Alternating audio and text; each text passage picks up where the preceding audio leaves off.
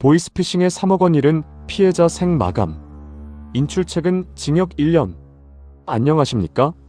32년 9개월 동안 검찰 수사관으로 근무하며 수많은 형사사건의 실체를 파헤쳐온 형사전문대전 이병창 법무사입니다. 이번 영상에서 다룰 사건은 최근 보도된 매우 비극적이고 안타까운 보이스피싱 사례입니다. 보이스피싱 조직에 속아 평생 모은 거액의 재산을 하루아침에 편취당한 피해자가 극심한 자책감과 우울감을 견디지 못하고 스스로 생을 마감한 사건입니다. 그러나 이 거대한 사기 범죄의 수종 역할을 했던 인출책에게 내려진 형량은 고작 징역 1년에 불과했습니다. 많은 국민이 국민적 공분과 법 감정의 괴리를 느끼는 이 사건에 대해 수사 현장의 실무적인 시선으로 그 법적 내막과 대응 전략을 냉철하게 분석해 보고자 합니다. 1. 사건 브리핑. 본 사건의 피고인 어씨 71세는 보이스피싱 조직에 속은 피해자 B씨가 송금한 3억 3천만 원 중 2,500만 원을 수표로 출금하여 조직원에게 전달하는 등 총 3명의 피해자로부터 편취한 1억 2천여만 원을 추가로 인출 전달한 혐의로 전기통신금융사기피해방지법 위반 등 죄로 기소되었습니다. 이 사건의 배후에 있는 보이스피싱 조직은 금융감독원과 서울중앙지검 검사를 사칭하며 당신의 명의가 범죄에 연루되었으니 통장에 있는 돈을 이체하라고 피해자 B씨를 압박했습니다. B씨는 자금을 송금한 후 사기당한 사실을 인지하고 극심한 고통 속에서 생을 마감했습니다. 원심 재판부는 어씨에게 징역 1년을 선고했고 항소심 재판부 역시 검사와 피고인의 항소를 모두 기각하며 원심을 유지했습니다.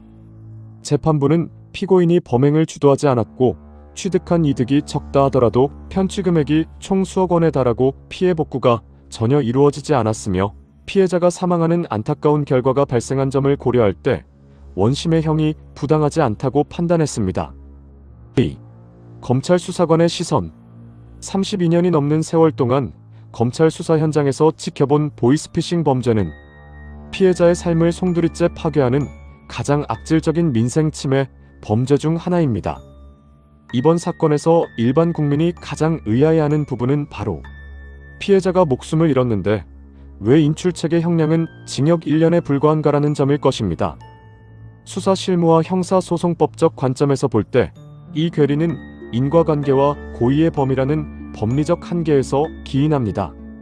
첫째, 사기 범죄와 피해자의 사망 사이의 직접적인 인과관계를 법적으로 증명하기란 매우 어렵습니다. 형법상 강도치사죄 등과 같은 결과적 가중범이 성립하려면 행위자가 그 결과인 사망을 예견할 수 있었어야 합니다. 그러나 하급점 조직의 말단인 인출책이 자신이 돈을 인출하는 행위로 인해 피해자가 극스스로 생을 마감할 것까지 예견하기는 어렵다고 보는 것이 현재 법원의 엄격한 판단 기준입니다. 둘째, 인출책의 가담 정도와 이득의 한계입니다. 대다수의 인출책이나 수거책들은 고액 알바라는 미끼에 속아 범행에 가담하는 경우가 많습니다. 물론 몰랐다는 주장은 미필적 고의가 인정되어 형사처벌을 면할 수 없지만 전체 편취 금액 중 인출책 본인이 취득한 수수료는 극히 일부에 지나지 않는 경우가 많습니다. 재판부는 전체 사기 범행을 주도한 총책과 말단 행위자의 책임을 엄격히 구분하여 양형을 결정하므로 말단 인출책에게 수십 년의 중형을 부과하기는 법리적으로 불가능한 것이 작금의 검찰 실무 및 사법 현실입니다. 3. 실무 통찰. 수사 현장에서 보이스피싱 사건을 마주할 때 가장 중요한 골든타임은 사건 발생 직후 72시간 이내입니다. 인출책이 체포되었다는 것은 꼬리가 잡힌 것에 불과하며 피해자가 돈을 돌려받기 위해서는 몸통인 총책을 추적하고 이들이 은닉한 재산을 확보해야 합니다. 실무적으로 검찰과 경찰은 인출책의 범행 당시 이동 동선, CCTV 화면, 그리고 연동된 대포폰의 통신 기지국 위치 및 메신저 대화 내역을 바탕으로 상위 조직원을 역추적합니다.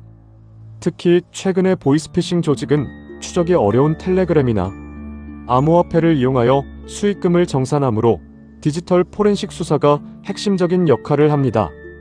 피해자분들이 실무적으로 가장 유념하셔야 할 부분은 계좌 지급 정지와 형사 배상 명령 신청입니다.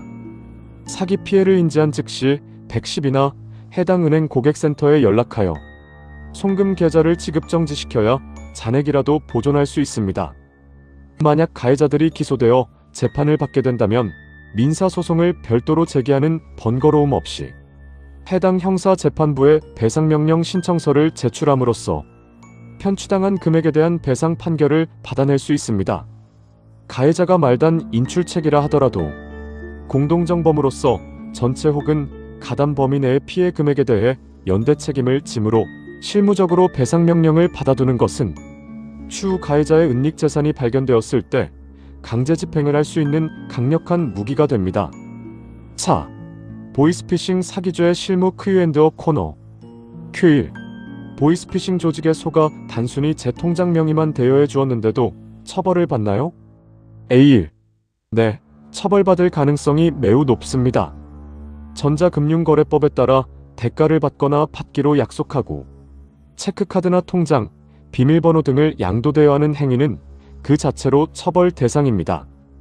또한 그것이 사기 범죄에 이용될 것임을 미필적으로나마 알 수 있었다면 사기방조죄가 성립하여 형사처벌을 받게 될 뿐만 아니라 피해자들에 대한 민사상 불법행위 손해배상 책임까지 지게 되므로 절대 통장이나 카드를 타인에게 넘겨서는 안 됩니다. Q2. 인출책이 징역 1년의 실형을 살고 나오면 피해자는 돈을 아예 돌려받지 못하나요? A. 형사처벌을 받는 것과 민사상 배상 책임은 별개입니다. 인출책이 형기를 마쳤다고 해서 피해자에 대한 변제 의무가 사라지는 것은 아닙니다. 피해자는 앞서 말씀드린 형사배상명령이나 민사소송을 통해 채권을 확보한 후 해당 인출책의 명의로 된 예금, 부동산, 급여 등에 대해 평생 동안 강제 집행을 진행하여 채권을 회수할 수 있습니다. 다만 가해자 명의의 재산이 전혀 없다면 현실적인 회수가 어려울 수 있으므로 수사 단계에서부터 은닉재산 추적에 전력을 다해야 합니다. Q3.